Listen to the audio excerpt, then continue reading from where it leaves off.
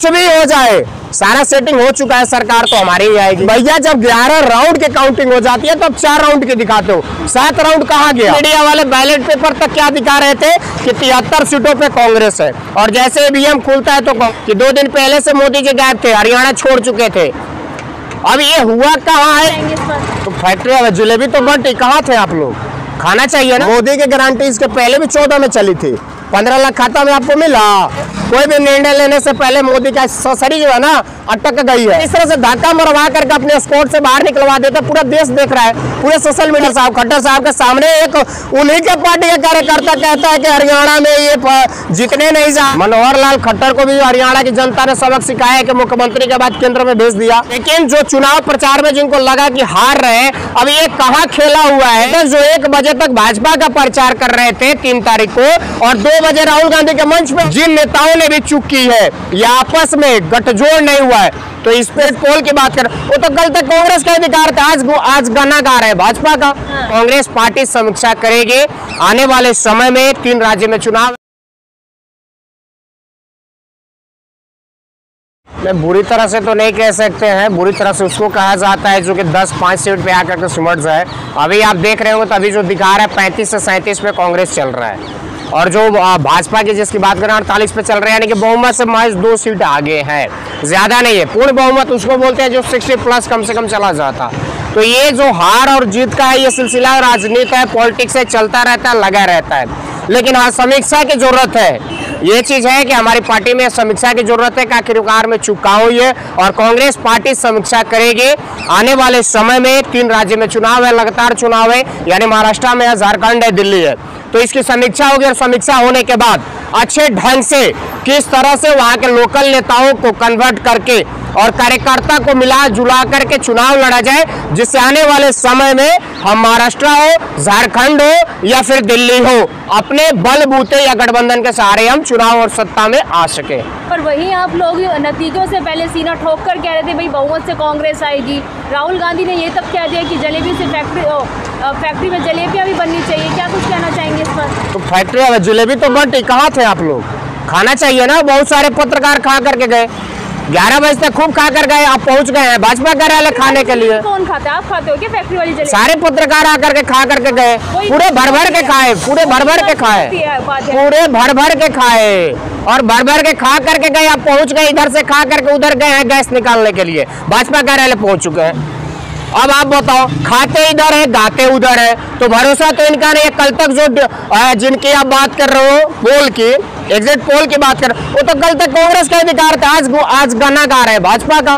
तो ये तो कब बदल जाए इनका कोई अता पता है नहीं। तो इनके भरोसे और इनके जो बातों पे हम लोग यानी कांग्रेस पार्टी भरोसा करती नहीं है। अपना जो चीज है हम लोग समीक्षा करेंगे, कांग्रेस पार्टी समीक्षा करेंगे, और जो भी जहां भी चूक हुई है, जिन नेताओं ने भी चूक की है, या आपस में गठजोड़ नहीं हुआ है, तो इस पे समीक्षा वगैरह उन पे कार्रवाई होती है। अनुशासनात्मक ये पार्टी है, अनुशासन से चलने वाली है। पहलवान आपको सपोर्ट कर रहा था, किसान आपको सपोर्ट कर रहा था, या तो पूरा हरियाणा सपोर्ट कर रहा था, फिर भी आप लोग जो है वहाँ पर जगह नहीं बना पाए। और जिस तरीके से मोदी जी ने कहा कि हैट्रिक लगने वाली है, हैट्रिक लग गई है।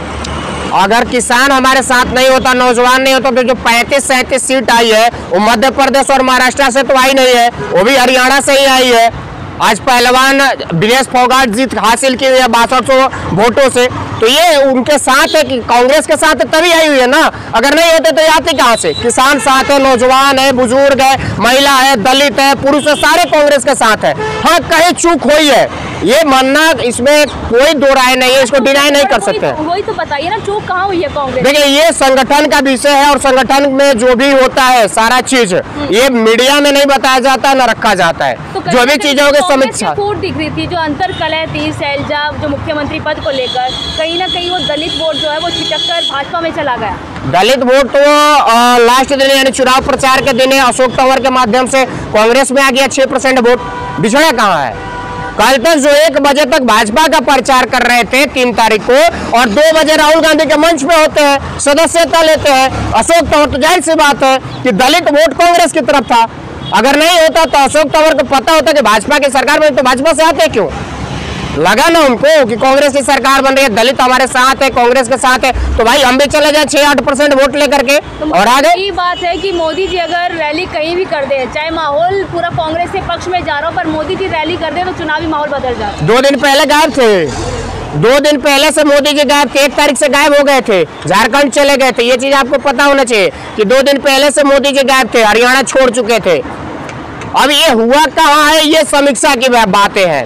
हरियाणा प्रदेश के जो भी नेता उनके साथ बैठ करके ये चीजों पे बात होनी है, लेकिन जो चुनाव प्रचार में जिनको लगा कि हार रहे हैं, अब ये कहाँ खेला हुआ है, वो चीजें आप भी समझती है, हर कोई समझता है कि बैलेट पेपर तक, यही मीडिया वाले बैलेट पेपर तक क्या दिखा रहे थे कि 73 सीटों पे कांग्रेस है, और जैसे ईवीएम खुलता है तो कांग्रेस 35 पे आकर सिमट जाती है।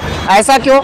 बैलेट पे सही है, बैलेट पे कोई खेला नहीं हो सकता है तो बैलेट सही है, और जैसे ईवीएम खुलता है उसके बाद कांग्रेस 35 पे आ जाती है, 48 46 पे चले जाते हैं। कि हरियाणा की जनता ने कांग्रेस को सबक सिखाया। मनोहर लाल खट्टर को भी हरियाणा की जनता ने सबक सिखाया कि मुख्यमंत्री के बाद केंद्र में भेज दिया।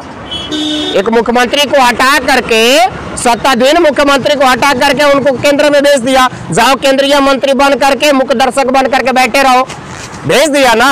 तो पहले अपनी तो देख लो, दूसरे की बाद में बात कर लेना, अपनी देख लेना चाहिए। खट्टर साहब के सामने एक उन्हीं के पार्टी का कार्यकर्ता कहता है कि हरियाणा में ये जितने नहीं जा रहे हैं तो उसको धक्का देकर के निकलवा देते हैं।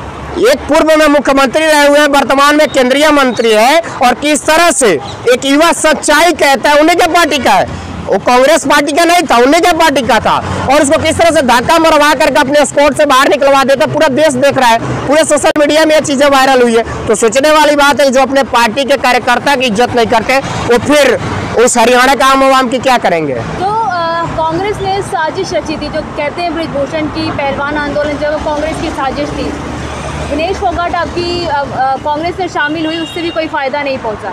मैं विनेश फोगाट खुद की सीट निकाली है ना, और साजिश क्या थी, सुप्रीम कोर्ट में मामला है, साजिश क्या था तो स्पष्ट हो जाएगा ना। इतनी जल्दी क्यों है ब्रिजभूषण शरण सिंह को, इतनी जल्दी क्यों है? अगर साजिश थी तो आपको टिकट भाजपा ने क्यों नहीं दिया? सवाल ये भी है कि आपको क्यों नहीं दिया, आपके बेटे को क्यों दिया? आप अभी कोई बुढ़े तो हो नहीं गए हो, भाजपा में 80-80 साल के लोग अभी सांसद है, और आप हमारे 60 से 65 होंगे, आपको देना चाहिए ना। आप अच्छे खासे अपना शरीर दिखाते हो, अच्छे खासे अभी हम यंग है, तो भाई क्यों सत्ता से बाहर कर दिया आपको? पहले ये कहते हो कि हम जीत रहे हैं भाई पूरे बहुमत से, बाद में हारने के बाद आप अपनी गलतियां भी नहीं मानते हो, हार भी नहीं मानते हो, ऐसा क्यों है? नहीं, हार कौन नहीं मान रहा है? आप देख लो, शैलजा कुमारी शैलजा की जिसकी बात कर रहे हैं, दीपेंद्र हुड्डा जी ने भी कहा, भूपेंद्र हुड्डा जी ने भी कहा कि जनता जो भी रिजल्ट दी है, जो भी बहुमत दी है, स्वीकार है भाई, स्वीकार है। जनमत का बहुमत स्वीकार नहीं करेंगे तो किसका करेंगे? भाजपा की तरह ढोल नहीं पिटेंगे ना। तो ठीकरा फोड़ ही रहे ना आप लोग। किसके ऊपर? ईवीएम पर। नहीं, जाहिर सी बात है, सवाल तो है ही भाई, ईवीएम से तो सवाल रहेगा। ये अमेरिका जैसा कंट्री, लंदन जैसा कंट्री, फ्रांस ऐसे बड़े बड़े कंट्रियों ने ईवीएम को बैन कर दिया, भारत में क्यों नहीं हो रहा है? कल का आपने बाइट सुना होगा, नायब सिंह सैनी जो मुख्यमंत्री है, उनका बाइट आपने सुना होगा, क्या कह रहे थे? कुछ भी हो जाए, सारा सेटिंग हो चुका है, सरकार तो हमारी ही आएगी। तो मतलब क्या है इसका?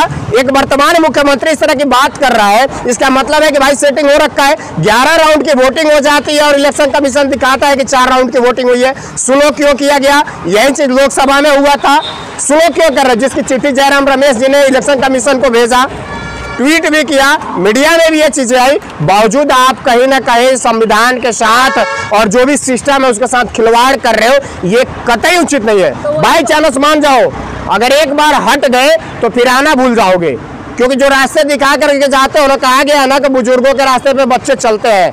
कांग्रेस ऐसा नहीं किया रहता तो 14 में दिखते नहीं है लोग, वही चड्डी पहन के बाहर दिखते हैं। हरियाणा में चल गई है पूरी तरीके से। किसकी? मोदी जी की 20 गारंटी हरियाणा में। मोदी की गारंटी इसके पहले भी 14 में चली थी। 15 लाख खाता में आपको मिला, 2 करोड़ रोजगार मिला, 20 करोड़ होना चाहिए, मिला? किसको मिला है? कितना महंगाई कम हुआ है, बेरोजगारी कितना दर कम हुआ है, ये भी तो उन्हीं की गारंटी थी। और उन्हीं के मोटा भाई अमित शाह कह देते हैं कि जुमला है, न्यूज चैनल पे बैठ के कह देते हैं जुमला है, भाई ये चुनाव का कोई मतलब नहीं है। तो हरियाणा में भी सरकार तो बना रहे हैं ना, शपथ ग्रहण जब भी हो जाए सरकार बना रहे, कितना वहाँ पे 10 साल में इन्होंने कितना विकास किया हुआ है, एक बार ग्राउंड पे जाकर के आप देख लो। अच्छा, कांग्रेस को कितना वक्त लगेगा सत्ता में वापस आने के? वक्त नहीं लगता है किसी भी चीज का, ये राजनीति है, संभावनाओं का खेल है। कब कौन पलटी मार जाए, कब किधर आ जाए, इसका कोई आता पता नहीं है। समय नहीं लगता है, समय तो इनको वो भी नहीं मालूम। 400 सीट चिल्ला रहे थे, आज कितने सीट पे सिमट गए, समय तो ये भी नहीं लगा। आज विपक्ष मजबूत है, कोई भी निर्णय लेने से पहले मोदी का ससरी जो है ना अटक गई है, राहुल गांधी जी ने ऐसे अटका दिया है। तो चिंता की कोई बात नहीं, हरियाणा में भी विपक्ष मजबूत है, अगर हम विपक्ष में भी है तो भी मजबूत है, और आपकी चलनी नहीं देंगे मनमानी करोगे तो। देखिए, आप कांग्रेस वाले दावा करते थे ना कि 80 सीट लेके आएंगे, आप आधा भी नहीं ले पाए। नहीं, दावा कहाँ कर रहे हैं, 80 सीट हम सरकार बनाने की दावा कर रहे थे। नहीं 70-80 सीट लेके आएंगे। तो 70-80 सीट को तो मीडिया वाले भी दिखा रहे थे, आज तक तो 73 सीट दिखा रहे थे 11 बजे तक। 73 सीट तो 11 बजे तक दिखा रहे थे जब बैलेट पेपर खुला, और जैसे ईवीएम खुलता है कांग्रेस 35 पे आकर सिमट जाता है। ऐसा क्यों? ये चीजें निर्वाचन आयोग जो है, अरोड़ा जी बताए। ओवर कॉन्फिडेंस में थी कांग्रेस? नहीं, ओवर कॉन्फिडेंस में नहीं थी, जनता के कॉन्फिडेंस में कांग्रेस थी। जनता जो कही वो कांग्रेस ने कहा, जनता ने जिस तरह कांग्रेस को लाया, कांग्रेस ने वो बातें कही। तो जनता ने भरोसा कहाँ जताया कांग्रेस पर? ये तो ईवीएम बताएगा, ये तो ईवीएम बताएगा। नहीं, ये तो वो बताएगा, क्योंकि बैलेट में हम सही थे। नहीं, सवाल है, अरोड़ा जी से सवाल है, मुख्य निर्वाचन आयोग से है कि भैया जब 11 राउंड की काउंटिंग हो जाती है तो अब 4 राउंड की दिखाते हो, 7 राउंड कहाँ गया? सवाल है ना जी, 1-2 राउंड की बात नहीं, 7 राउंड आखिर में गया कहाँ?